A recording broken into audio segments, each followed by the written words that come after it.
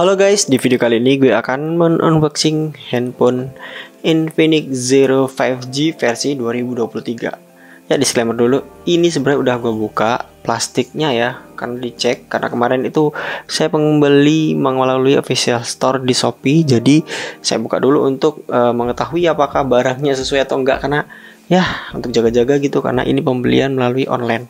Dan ini saya beli menggunakan uang sendiri ya, jadi bukan pinjaman ataupun barang dari Infinix ya. Oke, pertama-tama kita lihat di bagian box depannya itu ada tulisan Infinix Zero 5G 2023 ya. Nah, di sini juga ditulis untuk memori internalnya itu 256 GB dengan RAM 8 GB plus 5 GB extended ya. Dia menggunakan chipset Dimensity 920. Ini chipset yang alasan saya kenapa saya beli Infinix, karena sebelumnya saya punya Infinix Hot 10s. Ini nih ya layarnya pecah gitu ya. Jadi terpaksa saya beli handphone untuk gantiin Infinix. Oke, untuk desain boxnya sendiri lumayan bagus ya. Di sini ada tekstur yang kalau kalian pegang secara langsung itu bakalan kerasa ya. Beda, ini kalian mungkin dengar suaranya. Nah, cuman saya bingung ya, karena sebelumnya kan ada Infinix 5G yang 2022. Kenapa dia menggunakan 2023 ya? Apakah setiap tahun itu nanti bakalan ada gitu ya, tahun 2024 gitu mungkin? Dan di sini fontsnya ini kalau di angka 5G-nya itu warnanya biru ya. Dan ini kalau kalian lihat, ini bentuknya timbul dan ada tekstur-teksturnya. Ya cakep ya, boxnya aja lumayan. Ini harganya saya beli dengan harga 3,5 juta teman-teman, di official store Infinix di Shopee. Oke, langsung aja ya kita lihat. Di bagian atasnya ada tulisan Infinix, di bagian sebelah kiri itu ada Zero 5G 2023, di sebelah kanan juga sama, dan di bagian bawah ini ada IMEI dan lain sebagainya ya. Oke, langsung aja saat kita buka boxnya itu nanti tampilannya kurang lebih akan seperti ini teman-teman. Nah, saya singkirkan dulu. Di sini teman-teman dapetin petunjuk penggunaan gitu. Oke, dia juga dapat di kartu garansi. Kita dapat handphonenya, Infinix-nya sendiri ya. Di sini dilapisi plastik seperti biasa, dan di depannya juga ada specs-nya ya. Speknya dia menggunakan MediaTek Dimensity 920 5G. Ada tulisan juga Power Monster Processor. Oke. Keren juga Monster sih, tapi udah saya coba juga untuk ngegame lumayan banget ya, teman-teman. Oke, jadi dia menggunakan storage 256 dan bisa di upgrade RAM-nya itu sampai dengan 13 GB ya.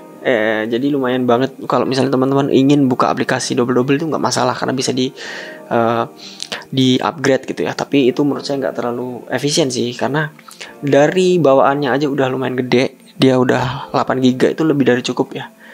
Terus di bawahnya ada Uni Curve Design, dan dia menggunakan resolusi layar yaitu 6,78 dengan panel FHD Plus yang menggunakan refresh rate 120 GHz. Jadi ada tulisan Ultra Smooth Display ya, gitu. Oke. Ini bagiannya, nanti aja kita bahas lagi. Kita buka dulu boxnya ya. Di sini ada partisi yang dia udah ada SIM card ejector. Ini bisa digunakan untuk membuka kartu ya. Kemudian kita dapat soft case Infinix ya. Ini rata-rata bawaan Infinix kayak gini, yang lembut. Di belakangnya ada teksturnya juga. Terus kita juga dapat charger yang lumayan gede, dayanya itu 33 watt. Ya, jadi untuk ngecas itu udah cepet banget ya. Klaimnya Infinix sih 1 jam udah full ya. Dan kita dapat charger Type C yang warnanya merah. Oke, itu aja, kita singkirin. Sekarang kita langsung buka ke handphonenya. Oke, ini dia teman-teman handphonenya. Langsung aja kita buka ya. Oke, ini dia handphone Infinix-nya ya. Nah, dia udah dapet screen protector yang langsung dipasang di Infinix-nya. Di sebelah kiri itu ada shortcut SIM. Oke, untuk shortcut SIM-nya itu lumayan lengkap ya teman-teman, dimana dia memiliki slot untuk memori dan juga 2 untuk kartu. Jadi teman-teman nggak perlu mengorbankan salah satunya ya, bisa menggunakan semuanya. Ini nice banget karena dia juga bentuknya tipis dan kecil, jadi nggak panjang kayak handphone biasa gitu. Untuk desainnya, dia menggunakan kamera di bagian atas. Di bagian atas dia ada tulisan Powered by Infinix. Ada second microphone.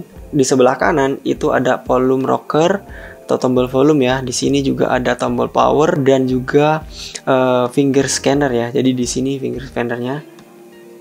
Untuk di bagian bawah dia masih ada jack 3,5 mm ya. Ini bisa digunakan untuk mikrofon eksternal ataupun earphone ya, atau headset ya.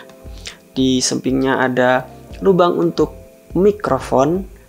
Terus di sampingnya ada port USB Type-C yang bisa kita gunakan untuk mengecas. Di sampingnya ada speaker, dan speakernya ini masih mono ya, jadi cuma satu speakernya. Oke. Untuk di bagian belakang dia ada triple kamera, yang mana kamera utamanya itu 50 megapiksel dan yang kedua ini adalah AI kamera ya. Terus di bagian bawah dia ada tulisan 5G. Nah, ini ada kertas untuk IMEI dan segala macam. Kita coba dulu ya bentar ya, supaya lebih clean.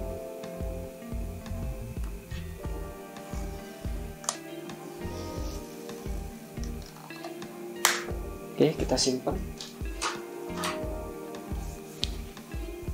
Oke, dan di samping kamera itu ada flash ya, yang bisa digunakan untuk membantu pencahayaan kalau mengambil gambar di daerah yang lumayan kurang cahaya gitu ya. Ya, dan ini adalah teksturnya. Dia hampir seperti kulit jeruk tapi nggak kasar, dia halus tapi ada tekstur teman-teman.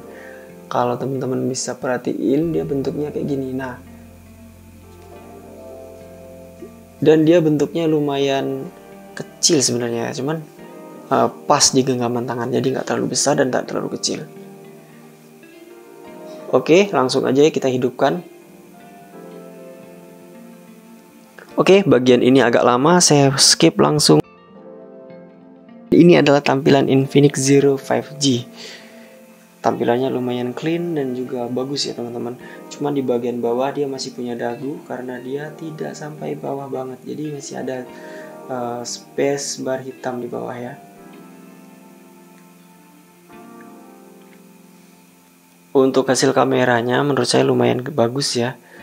Untuk contoh-contoh gambarnya kurang lebih seperti ini.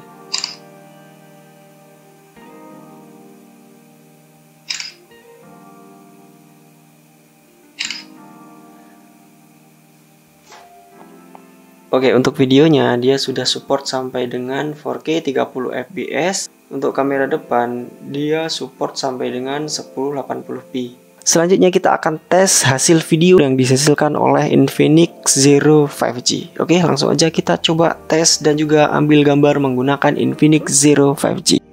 Halo teman-teman, ini adalah gambar yang dihasilkan oleh Infinix Zero 5G 2023. Ini saya rekam menggunakan kamera depan, menggunakan mikrofon bawaan dari kamera. Dan ini adalah settingan standar ya. Jadi teman-teman bisa lihat sendiri hasil videonya bagaimana. Oke, halo teman-teman, sekarang saya merekam menggunakan Infinix Zero 5G 2023 menggunakan kamera belakang. Nah, bagaimana hasil gambarnya? Ini steady shot-nya saya matikan ya, karena saya cuman menggunakan setelan bawaan dari kamera atau handphone Infinix Zero 5G.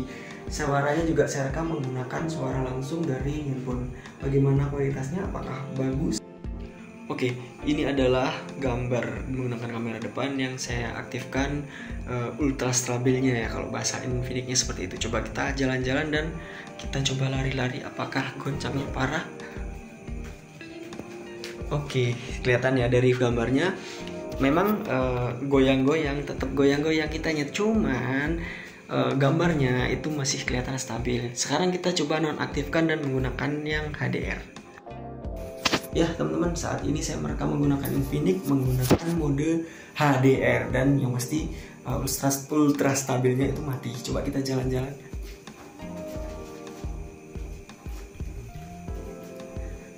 Oke, jadi kelihatan agak goncang-goncang sedikit. Begitu hasilnya teman-teman.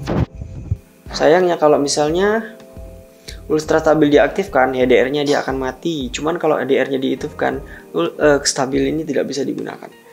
Ini kalau misalnya kita aktifkan, dia bisa berfungsi seperti gimbal ya. Jadi dia akan meredam gerakan atau goncangan. Oke, untuk spesifikasi ponsel ini sendiri itu adalah sebagai berikut teman-teman.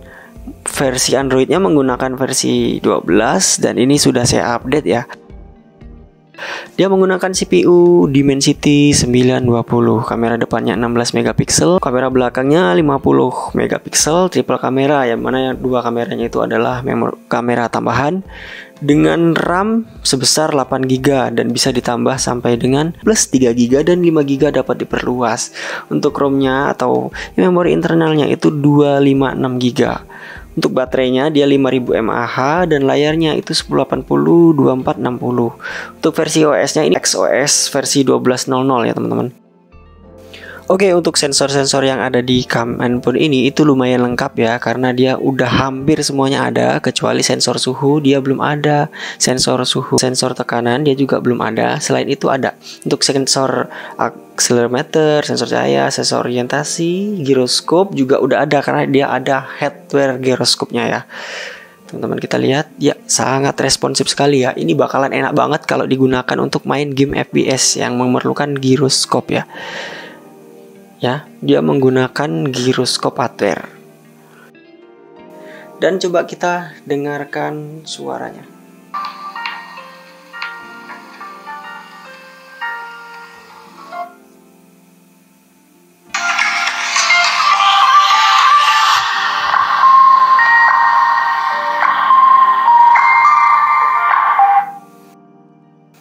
Dan untuk default dia menggunakan navigasi yang minimalis seperti ini ya teman-teman.